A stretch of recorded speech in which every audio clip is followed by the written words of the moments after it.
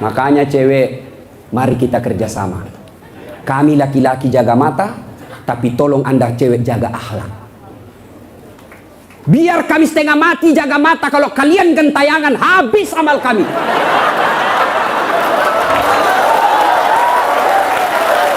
Ya, saya kalau mau pergi mengajar di kampus, saya ngaji dulu beberapa ayat, sholat duha dulu 2 rakaat, baru 1 kilometer saya naik mobil hancur amalku. Sebelah kanan ketek, sebelah kiri dada, di depan paha. Nggak mungkin lah saya jalan terus begini, tiang listrikku tabrak. Hei cewek, hei, mari kasihani mata kami.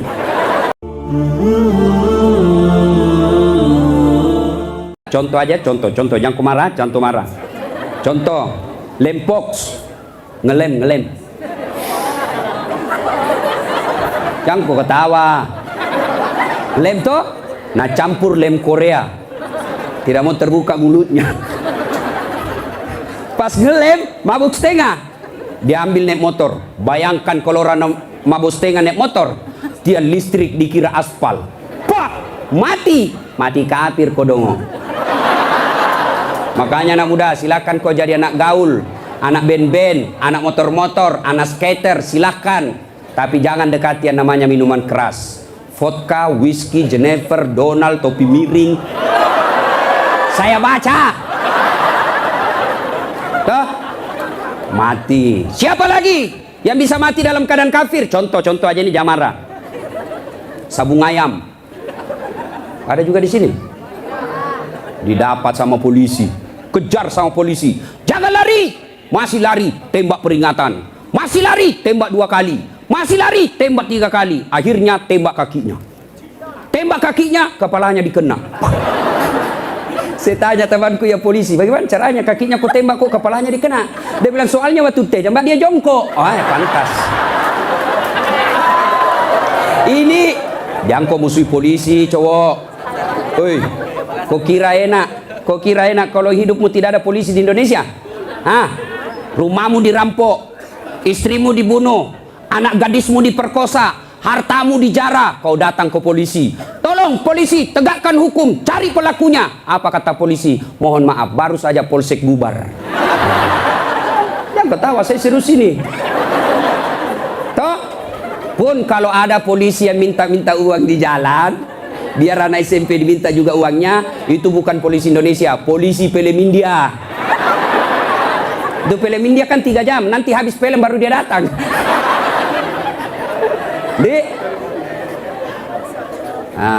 Jadi bisa jadi kita beragama Islam, tapi kemungkinan juga bisa jadi kita matinya dalam keadaan kafir. Wa qala idzan, Allah kemudian berfirman, bismillahirrahmanirrahim. Ya ayyuhalladzina amanu dukhulu fis silmi kaffatan wa la tattabi'u khutuwatis syaitan innahu lakum adu mubin. Wahai orang-orang yang beriman, masuklah engkau ke dalam Islam secara sempurna. Bukan Islam pencitraan, bukan Islam pilpres, bukan Islam pilcaleg, tapi Islamlah secara benar. Tuh caleg kalau mau dipilih pasang baliho, takbir, fotonya dibalik kepalanya, siap jungkir balik untuk rakyat, pret. Beleng-beleng. Tidak. Islamlah secara benar. Wala tattabi'u khutuwatis syaitan, dan janganlah engkau ikuti langkah-langkah setan, karena sesungguhnya setan itu musuh yang nyata bagi kalian. Musuh kalian bukan ulama, musuh kalian bukan ustadz, musuh kalian bukan tentara, musuh kalian bukan polisi, musuh kalian bukan mahasiswa, musuh kalian adalah setan, dan setan itu musuh yang nyata bagi kalian. Kalau saya ceramah seperti ini, ada enggak setan di tengah-tengah kita? Ada. Orang ceramah masa ada setan? Ada, setannya bukan pocong. Tapi apa setan yang ada di tengah-tengah kita? Bentuknya handphone. Apa ibu? Orang sudah ceramah masih sibuk juga. Sudah 55 umurnya siaran langsung juga. Gayanya. Woi, jangan siaran langsung. Saya tidak mau kalau ada siaran langsung. Simpan dulu HP-mu. Woi. Ibu-ibu yang pegang HP selama saya ceramah, saya doakan suaminya kawin lagi. Simpan dulu HP-mu. Simpan dulu, simpan dulu. Simpan dulu HP, simpan dulu. Simpan dulu. Simpan ya. Bisa? Bu, ada ibu-ibu di Makassar ngefans betul sama saya. Usianya kira-kira 55 tahun. Saya heran, ibu-ibu aja yang ngefans sama saya. Saya lagi ceramah, dia belakangi saya. Barusannya ada orang saya ceramah, dia belakangi. Ternyata dia ambil HP-nya, selfie. Baru dia tulis di Facebook, dia latar belakang Das Atlatif. Saya dijadikan background. Kok kira saya pot bunga? Selesai ceramah dia kejar 55 umurnya. Selesai saya ceramah dia kejar. Ustadz, boleh selfie? Boleh, rame-rame supaya tidak ada fitnah. Sudah dia ganti lagi gayanya. Udah ulang lagi. Ulang Ustadz, jelek. Saya bilang dalam hati, biar kau ulang apa? Mukamu yang jelek. Selesai selfie. Langsung dia bilang, Ustadz, boleh cium? Haram. Nggak boleh. Nggak nafsu Ustadz, cari barakah. Haram. Coba kau masih muda. Nakal. Simpan dulu HP ya, simpan dulu ya. Bu, bisa? Nah, wa qala idzan, Allah kemudian berfirman, Bismillahirrahmanirrahim. Innallaha wa malaikatahu yusalluna 'alan nabi. Ya ayyuhalladzina amanu sallu alaihi wa sallimu taslima. Sesungguhnya Allah dan para malaikatnya bersalawat kepada Rasulullah Muhammad sallallahu alaihi wasallam. Maka wahai orang-orang yang beriman, bersalawatlah kalian kepada Rasulullah dengan sebaik-baik solawat. Saya mau dengar mana lebih kencang suaranya, ibu-ibu dengan bapak-bapak. Kita tanding malam ini, siap? Siap? Nah, yuk cowok-cowok, terutama ini cowok jomblo fisabilillah. Nah, kau diam dulu, kita dengar dulu ini ibu-ibu solawat ya. Ayo bu, ayo bareng-bareng bu. Salatullah, salamullah ala toha Rasulillah, salatullah salamullah ala yasin habibillah. Alhamdulillah, ini bukan kencang, ini namanya sahdu. Suara begini yang kasih nafsu laki-laki. Makanya cewek, kalau kau ditelepon cowok, jangan kau kasih sahdu suaramu. Assalamualaikum, waalaikumsalam. Bagaimana orang tidak nafsu sama kau? Lagi di mana dek? Di rumah aja kak. Kau tegas dong. Sebagai cewek muslimah, jangan kau mendayu-dayu. Assalamualaikum, waalaikumsalam. Lagi di mana? Di rumah. Ngapain? Apa tanya-tanya? Berhenti. Ini waalaikumsalam.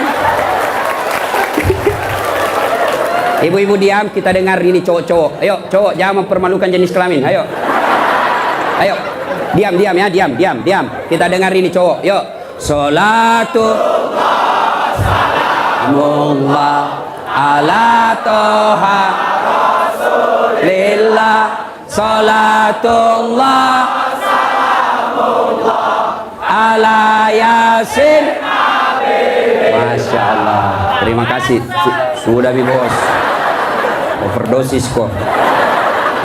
Kita diam semua. Kita dengar ini di atas. Ayo, duduk ngambil gaya lo. Ya, ayo bareng-bareng, yuk. Lobet. Ini mau poligami, pret.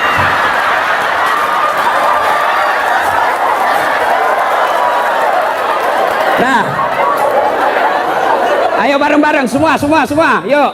Salatullah salamullah ala toha Rasulillah. Salatullah salamullah ala yasin habibillah. Alhamdulillah, terima kasih. Dek, bisa ndak bedakan tadi mana suara cewek, mana suara laki-laki? Bisa. Kenapa bisa? Karena Allah kasih kita telinga yang lengkap sensor pembedanya. Dia bisa bedakan mana bunyi handphone, mana bunyi kentut.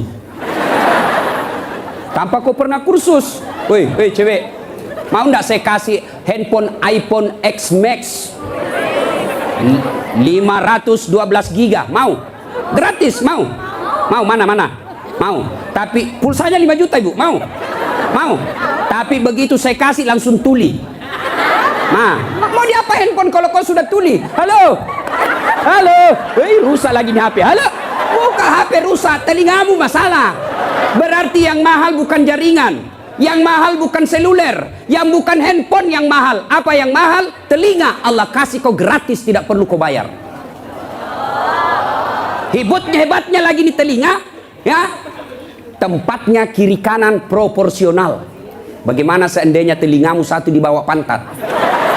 Halo, ya Ustadz. Lagi di mana? Di rumahnya Ustadz. Ayo. Repot toh?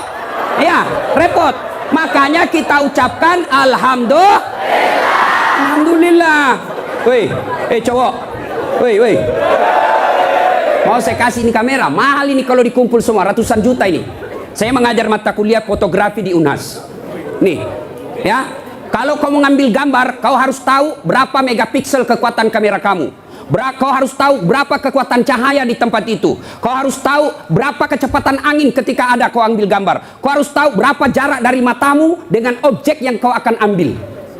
Apa ini kamera yang mahal? Bukan. Apa yang mahal? Mata. Allah kasih kau gratis, tidak perlu kau bayar. Hebatnya lagi di mata, begitu kau buka otomatis autofokus. Tidak perlu kau putar, siapa ini? Oh, ternyata Felix Xiao. Wah, tidak perlu Pak, otomatis. Dan hebatnya lagi di mata, Allah kasih kau sensor, dia bisa bedakan mana istri, mana tetangga. Coba bayangkan, seandainya tidak bisa dibedakan, tertukar istrimu. Kenapa malam minggu lelen rasanya ini? Ternyata Satpol PP. Makanya kita ucapkan alhamdulillah. Alhamdulillah. Bos, saya mengajar mata kuliah public speaking. Nah, praktikumnya itu pidato di depan saya. Wih, ada cewek, ada kawat di giginya. Saya biasanya di kampung pagar yang dikawat, ini giginya dikawat. Saya tanya, apa namanya itu dek? Dia bilang behel. Oh, lidah Sulawesi ini bos. Jangan kau paksa saya menjadi lidah Solo. Hah, mahal itu dek. Ini 20 juta. Wih, satu kali umroh disimpan di giginya. Saya tanya, sini kau dulu cewek. Kau kira itu behel yang mahal? Bukan, tapi apa? Gigi. Biar kau mau pasang behel harga 100 juta, tidak ada gigimu, apa kau mau kawan? Ayo, berarti yang mahal gigi. Hebatnya lagi di gigi, tumbuh dan panjangnya dibatasi. Pernah tidak kau bayangkan bagaimana seandainya gigimu tumbuh seperti rambut? Saya yakin Dude Herlino tidak akan main sinetron kalau sudah keluar giginya. Tidak ada yang menonton.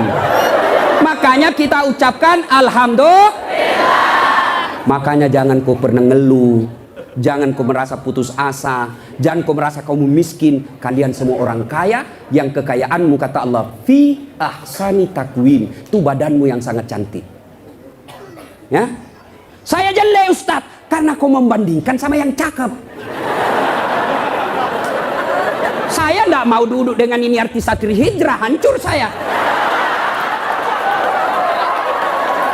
Hancur. Lebih baik saya dekat-dekat sama Tukul 11-12. Kalau saya dekat-dekat di sini hancur saya Pak. Bersyukurlah kepada Allah, dan salah satu cara bersyukurmu kamu datang di tempat ini. Allah kasih kita begitu banyak nikmat sehingga Rasulullah pernah sujud meneteskan air mata dalam sujudnya. Lalu Umar bertanya, ya Rasulullah, kenapa kau meneteskan air mata? Kata Nabi, karena saya tidak bisa membayar nikmat Allah dengan ibadah yang saya lakukan. Adakah yang bisa mengalahkan ibadahnya Nabi? Demi Allah, di kolong langit ini tidak ada orang yang hebat ibadahnya seperti Rasulullah Muhammad SAW. Tapi beliau masih sadar ibadah yang dilakukan tidak mampu membayar nikmat yang Allah berikan. Maka kalian bersyukur datang ke tempat ini. Dengan catatan, setelah kau datang ke tempat ini, sehari sampai 3 hari, kalian dengar dakwah, kalian berzikir, kalian ngaji, kalian mencatat. Ingat, setan tidak pernah putus asa menggoda kalian. Bagaimana cara dia goda? Dia hancurkan pahala-pahalamu.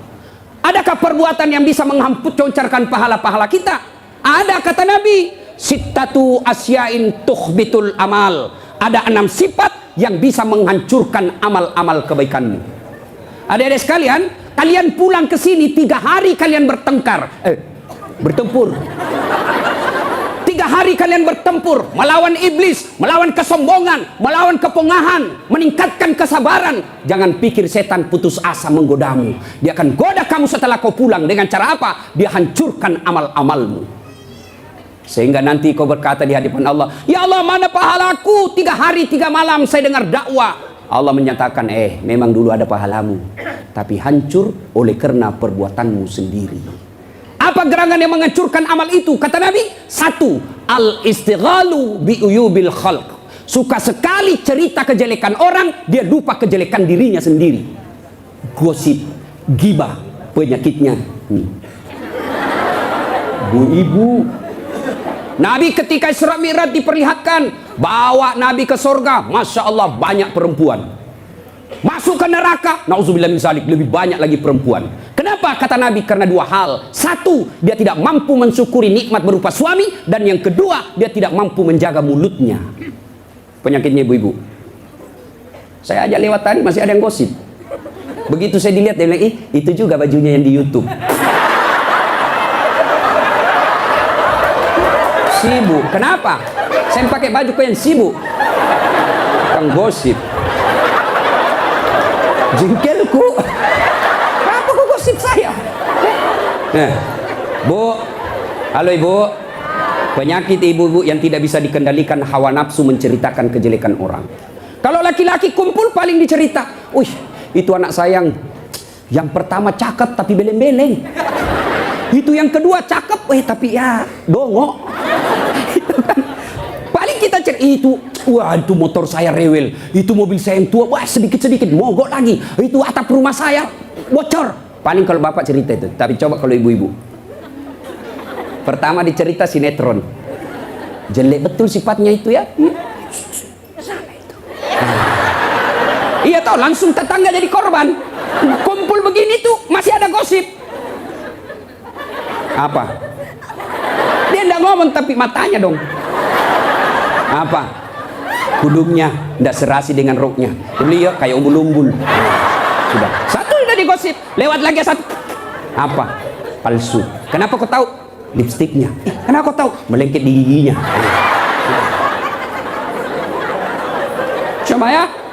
Ayo, adik-adik. Ya. Nah, maka saya heran sebagai anak bangsa. Kok kita dituduh orang Islam selalu menyebarkan fitnah?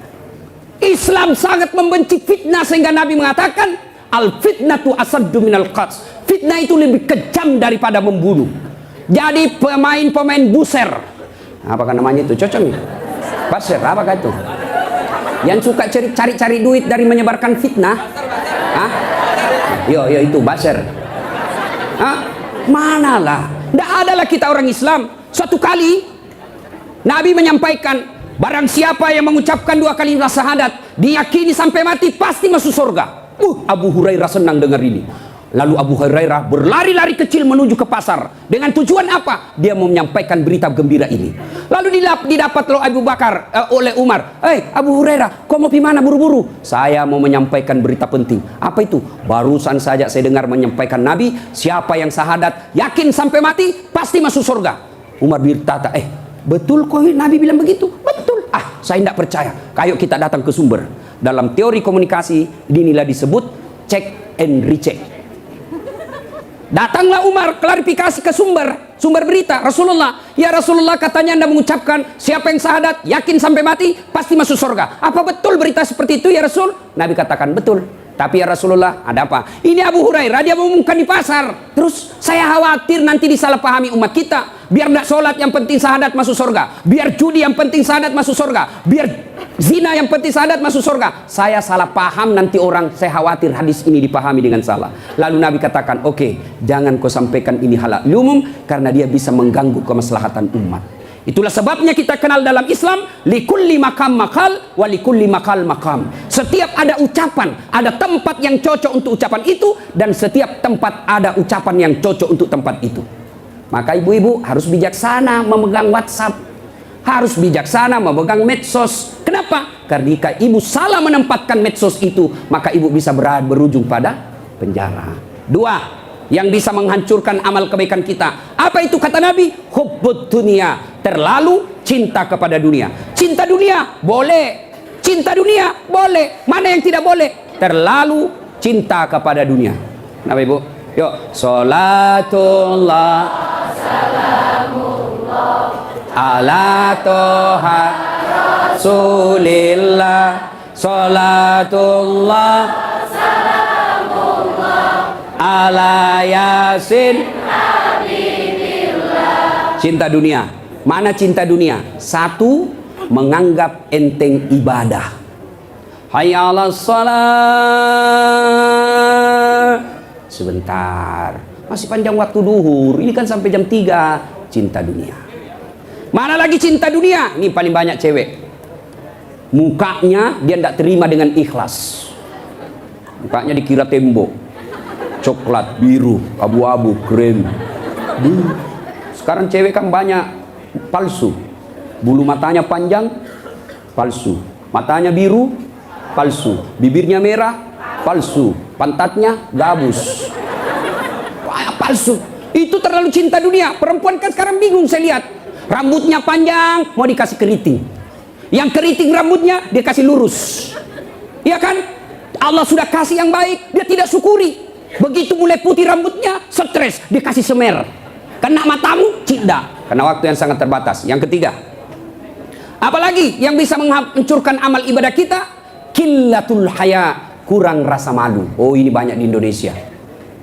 Anggota DPR malu dong, sudah digaji oleh rakyat, uang rakyat, kalian tidur saja. Dedek, pernah dengar cerita anggota DPR di akhirat? Hah?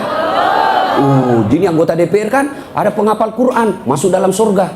Begitu masuk dalam surga dilihat, kok banyak anggota DPR di sini? Di negara aku banyak di OTT karena korupsi.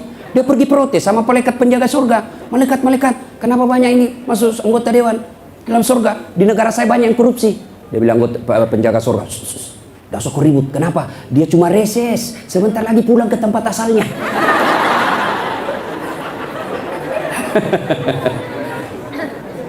Terlalu cinta kepada dunia dilarang oleh agama.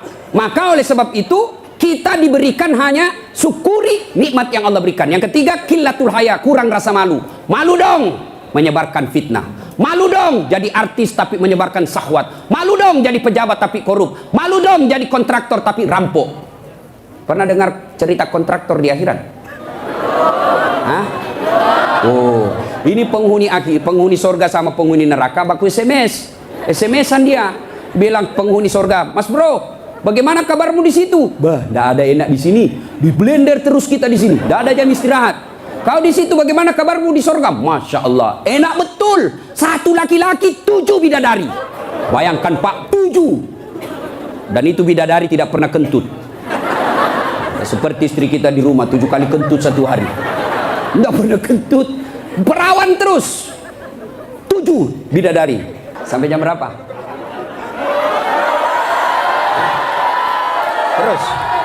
Terus. Lalu kata penghuni surga, "Wah, enak betul di sini." Penghuni neraka, "Bolehkah kami jalan-jalan ke situ?" "Boleh." "Ya gimana?" Penghuni neraka kan kreatif, banyak solusinya. "Gimana?" Sudahlah, tidak usah cemas. Kami bikin jembatan dari surga, kamu juga bikin jembatan dari neraka. Kita ketemu di tengah. Setuju? Setuju. Lelang proyek. Keluar pemenang tender. Kerjalah. Hari pertama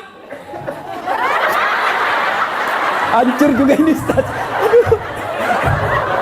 Nasib sial saya ini malam. Uang merah kek.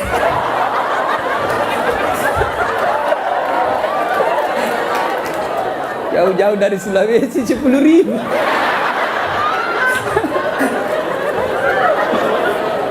Nah, lalu dia bilang, hari pertama proyek dari neraka selesai 50%. Hari kedua selesai 70%. Hari ketiga tuntas, efektif dan efisien. Selesai proyek. Sampai di tengah dilihat-lihat di proyek dari surga. Kenapa belum mulai-mulai? Dia teriak, "Lah ini dari neraka." "Mas bro, kenapa kau belum mulai proyekmu? Kami sudah sampai di tengah sesuai perjanjian. Kenapa kau belum mulai?" Kata penghuni dari surga, "Bagaimana mau dimulai? Pemborong, kontraktor, pengawas, panitia, ada semua di situ."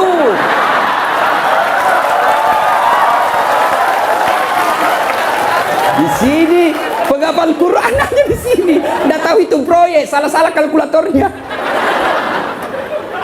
Ya, cinta dunia, ya, kurang rasa malu.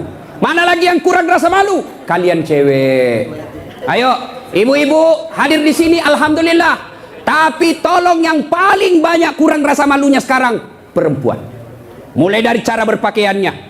Kata Nabi, suatu waktu nanti perempuan berpakaian tapi telanjang dan mereka menyukainya. Berpakaian tapi telanjang dan anehnya mereka suka. Mana disebut berpakaian tapi telanjang? Lihatlah sekarang. Saya selalu istilahkan, lebih susah lihat paha ayam kampung daripada paha cewek. Yang ketawa, saya serius ini.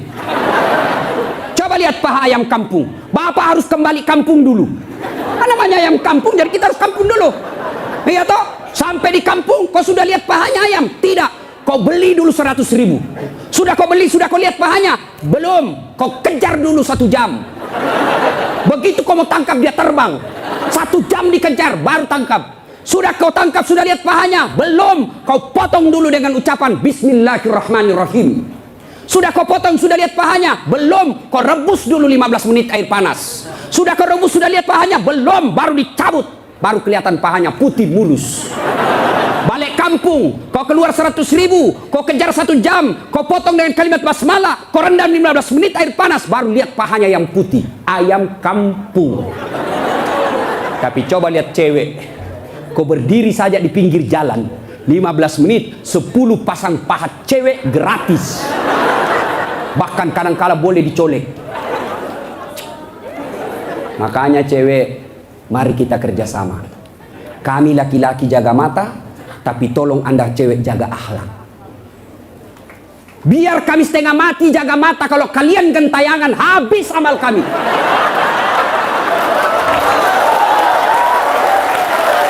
Ya, saya kalau mau pergi mengajar di kampus, saya ngaji dulu beberapa ayat, sholat duha dulu 2 rakaat, baru 1 kilometer saya naik mobil, hancur amalku. Sebelah kanan ketek, sebelah kiri dada, di depan paha. Nggak mungkinlah saya jalan terus begini, tiang listrikku tabrak. Nah, cewek, woi, mari kasihani mata kami. Dilihat haram, tidak dilihat barang bagus.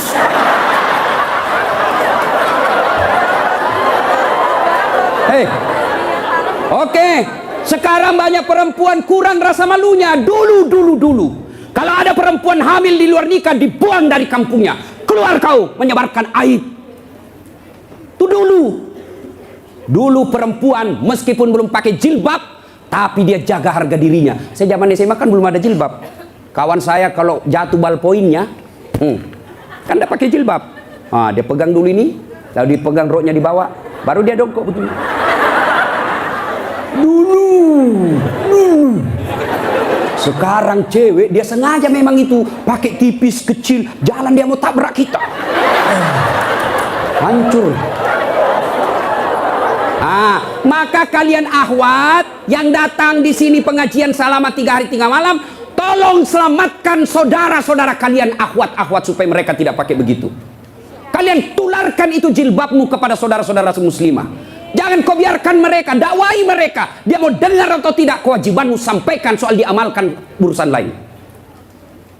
Terutama juga yang pakai jilbab tapi tidak memenuhi syarat. Pakaian jilbab itu, pakaian menurut Islam itu ada 4 syaratnya. Nih dengar baik-baik yang mau bikin baju. 1, syarat pakaian itu nutup aurat. Alhamdulillah kalian semua nutup aurat. Mana auratnya perempuan? Seluruh anggota tubuhnya kecuali telapak tangan. Saat itu pakai jilbab kelihatan lehernya, tinggal lehernya dibakar nanti. Ya, kelihatan pahanya nanti dibakar. Kalau cewek masih enak dilihat. Ini ada juga orang tua, sudah mau ada cucunya, pakaiannya saya tanya, Bu, kenapa pakai begitu? Ibu sudah tua. Dia bilang, ini baru ada, dulu waktu saya gadis tidak ada begini, Ustaz. Ini namanya bagus, dikasih ibu, kasih STNK. Tahu STNK? Sudah tua, nakal kembali. Kasih itu STNK itu buru-buru gitu. Laki-laki mana auratnya? Pusat sampai lutut. Artinya adik-adik, kalian yang sudah mengaku diri hijrah, silakan main futsal, silakan main bola, silakan olahraga, tapi tolong jangan kelihatan pahamu. Pahamu adalah dosa ketika kau kelihatan. Kau suruh saudara putrimu jilbab, kalian main bola kelihatan paha, dosa. Anda ada nafsu lihat pahaku. Siapa bilang? Siapa tahu ada janda-janda tua sudah lama anda lihat paha. Bisa jadi. Ya. Yang kedua, syarat pakaian menurut Quran, nutup aurat. Yang kedua, tidak mempertontonkan lekuk-lekuk tubuh. Ada orang pakai jilbab tapi bajunya sempit, susah jalannya. Coba lihat itu kalau ada pengantin, pakailah jilbab sakaratil maut, yang 3 lapis, kuning, biru, abu-abu, dikasih biru lagi sedikit, ada talinya dia ikat-ikat dulu 2 meter dia kasih di lehernya, kasih dulu. Nah, mulai tidak bisa goyang, bajunya sempit, roknya sempit, jalanlah dia bilang suaminya, buru-buru ibu kita ketinggalan, tunggu dulu pak. Dongo. Itu namanya beleng-beleng. Tahu beleng-beleng? Dongo. Tahu dongo? Nah, kau lah itu. Ayo. Syarat yang ketiga, cowok juga. Kalian pikir kalau kau cowok berpakaian ketat-ketat tidak berdosa? Dosa juga itu. Yang kami mencengkelkan itu yang gendut. Masuklah dia di masjid pakai kaos oblong. Begitu dia ruku, mulai mencemaskan. Sujud, ada celengan. Beleng-beleng. Nah, yang ketiga, syarat pakaian yang ketiga, saya ulang, tutup aurat, tidak mempertontonkan lekuk-lekuk tubuh. Yang ketiga, pantas. Apa maksudnya? Kalau saya alumni apalagi Muslim United, saya alumninya, 3 hari 3 malam saya dengar dakwah, maka sebaiknya pantas tidak saya berpakaian begini. Saya pengurus remaja masjid, pantas tidak saya berpakaian begini. Saya muslim terhormat, pantas tidak berpakaian begini. Saya pejabat, pantas tidak saya berpakaian begini. Saya muslimah, pantas tidak berpakaian begini. Tanya kepantasannya. Itulah sebabnya agama Islam mengajarkan ketika aku berpakaian, tanya, yuk pantas tidak pakaian begitu. Dan ini pakaian ternyata menyelamatkan kita dari dosa. Mana buktinya? Saya kemana-mana saya pakai begini. Cuma kadang-kala dia gosip saya itu pegawai bank. Kan saya mana-mana pakai sarung. Saya masuk nabung, ada pegawai apa sih itu yang namanya terima duit? Teller. Hah? Iya teller. Dia gosip. Dia apa? Salah masuk. Dia kira masjid. Dia kira saya masuk masjid, saya pakai sarung. Saya dengarlah saya, kenapa? Saya pakai sarung koin sibuk. Nggak jadi saya nabung, pulang saya. Orang kalau pakai muslim begini, baju koko, gamis, insya Allah terpelihara dari dosa. Saya jalan tiba-tiba di mall banyak cewek cantik, tidak mungkin saya lihat. Kenapa? Saya malu. Masa Ustadz lihat cewek cantik? Terpaksa dilihat, ya lihat sedikit aja. Ya sudah. Ayo, ibu-ibu, mau ndak suamimu terhindar dari tempat-tempat maksiat? Keluar, suruh pakai peci, pakai songkok, pakai gamis. Ndak mungkin dia pakai begini pergi main biliar. Maka suruh pakai itu. Ada di Makassar, saya sudah suruh pakai Ustaz, tapi di mobil dia ganti. Memang sudah tabiatnya itu, sudah bajingan. Ya, yang keempat, syarat pakaian yang keempat adalah indah. Ternyata Allah tidak meninggalkan keindahan. Allah tidak melarang kita keindahan dalam berpakaian, tapi dengan catatan tertib aturannya. 1, tutup auratmu. 2, jangan ketontonkan lekuknya. 3, pantas. 4, indah. Ini sistematis, tidak boleh ditukar. Sayang 1000 sayang kita bikin pakaian indah nomor 1, nutup aurat 19. Akhirnya pakaian kita seperti yang kita lihat sekarang ini. Yang di atas turun ke bawah, yang di bawah naik ke atas, ketemu di tengah, tipis, sempit, kecil. Dongo. Nah, qillatul haya, kurang rasa malu. Yang keempat, yang bisa menghancurkan amal kebaikanmu, kata Nabi, qaswatul qalbi. Apa itu? Keras hati. Apa itu? Tidak mempan nasihat. Selesai dengar ceramah tidak ada perubahan. Apa malah dia bilang? Siapa panggil itu Ustadz dari Sulawesi? Saya. Lain kali tidak usah undang. Kenapa? Tidak enak ceramahnya. Kenapa? Masa 6 dia bahas, saya terus dia kena. Keras hati kau. Selesai dengar ceramah, larang merokok. Malah dia bilang, apa tahu rokok apa? Memangnya saya minta duitmu? Keras hati. Ada perokok di sini? Ada? Saya doakan kalian berhenti merokok. Coba dengar itu calon-calon istrimu. Itu biasa orang merokok kayak kurang kerjaan. Itu aja dikerja 10 menit. Dan saya kasihan kadang-kala kalau di bandara, coba lihat tuh perokok dikasih masuk kayak kotak-kotak, kayak belek-belek. Sendiri di dalam kan. Sekali-kali isap punya. Jangan kau sebarkan itu asapnya ke kita. Bolehlah kau merokok, silakan, tapi jangan kasih asapnya orang lain. Bagaimana caranya, Ustaz? Kau bawa kresek.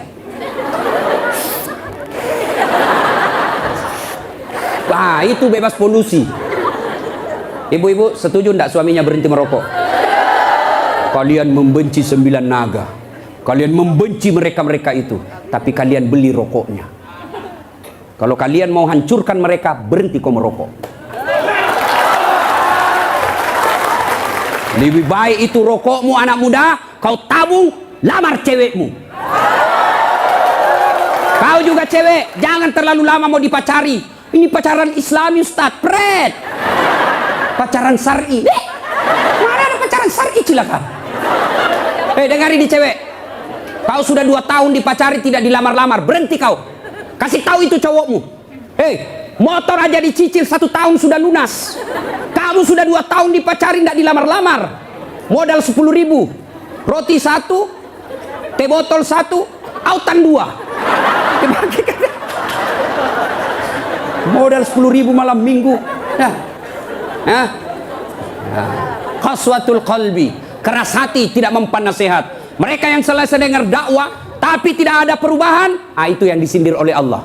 Watawa'un alaihim a'anzartahum la yu'minun. Kau sampaikan ayat Allah atau tidak, kau ceramai atau tidak, sama saja mereka tidak akan beriman.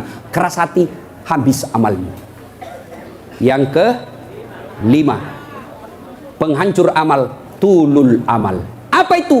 Panjang angan-angan alias malas. Dan yang ke-6, wadzalimun la yantahi, perbuatan zalim yang tidak bisa dihentikan. Zalim kepada Allah, tidak sholat. Puncak kesaliman kepada Allah, tidak sholat. Ada yang malas sholat di sini? Ada? Adik-adik, mau jadi direktur, mau jadi pegawai, mau punya rumah yang mewah, gampang. Perbaiki sholatmu. Kecil buat Allah kasih kau mobil, kecil buat Allah kasih kau rumah yang mewah. Allah cuma minta sempurnakan sholatmu. Ada di sini yang tidak ada masalah? Ada? Ini malah muka-muka penuh masalah semua ini. Ayo, mana ada manusia tidak ada masalahnya? Istri cantik, kau kira bukan masalah? Masalah digoda orang, apalagi kalau suaminya jelek, lebih masalah lagi. Berarti bagus kalau istri jelek. Istri jelek dihina orang, kita lagi yang malu jalan sama dia. Duluan aja dek, nanti kita ketemu di gedung. Sampai deket tuh tidak muncul-muncul suaminya. Mana kau bang? Tidak jadi, saya mencret. Istri jelek masalah, istri cantik masalah. Mana ada orang tidak ada masalahnya?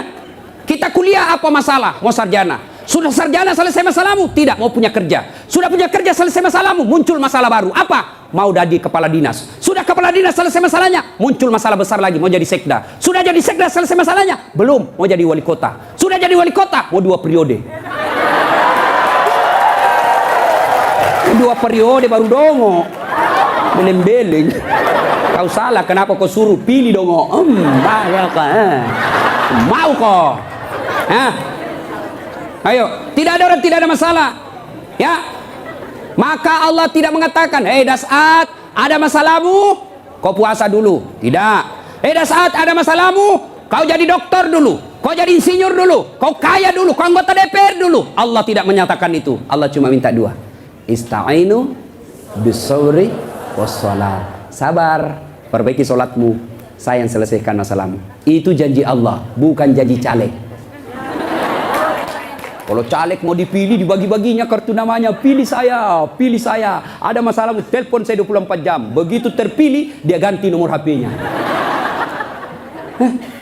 Allah janji, pasti Allah tepati. Allah cuma minta, ada masalahmu cewek, kau risau soal jodoh, Yuk perbaiki sholatmu. Cowok, ada masalahmu, kau sudah sarjana dan dapat kerja, yuk sempurnakan sholatmu. Saya sudah sholat Ustaz. Betul kau sholat tapi tidak ikhlas. Hayya 'alas shalah. Asar lagi. Barusan duhur, kau tidak ikhlas. Saya sudah sholat Ustaz. Betul kau sholat tapi main-main. Mana buktinya? Allahu Akbar. Alaikum. Ya kana mulian. Suratul ladzina. Kau ketawa karena kau bayangkan dirimu. Siapa yang ngajar kau sholat begitu? Sampai ada yang tanya saya, ibu-ibu, Ustaz boleh enggak sholat? Panas Ustaz di rumah, enggak ada AC, enggak ada kipas. Sholat duhur boleh enggak tidak pakai BH? Boleh, tapi kau tidak beradab namanya. Boleh. Bayangkan kalau kau ruku. Yang ketawa cowok, ini barengan laki-laki perempuan. Boleh, tapi tidak beradab namanya. Itu kau tidak ikhlas. Saya sholat Ustaz, betul kau sholat. Tapi sholatmu ya enggak seperlunya. Juga sholat Allah.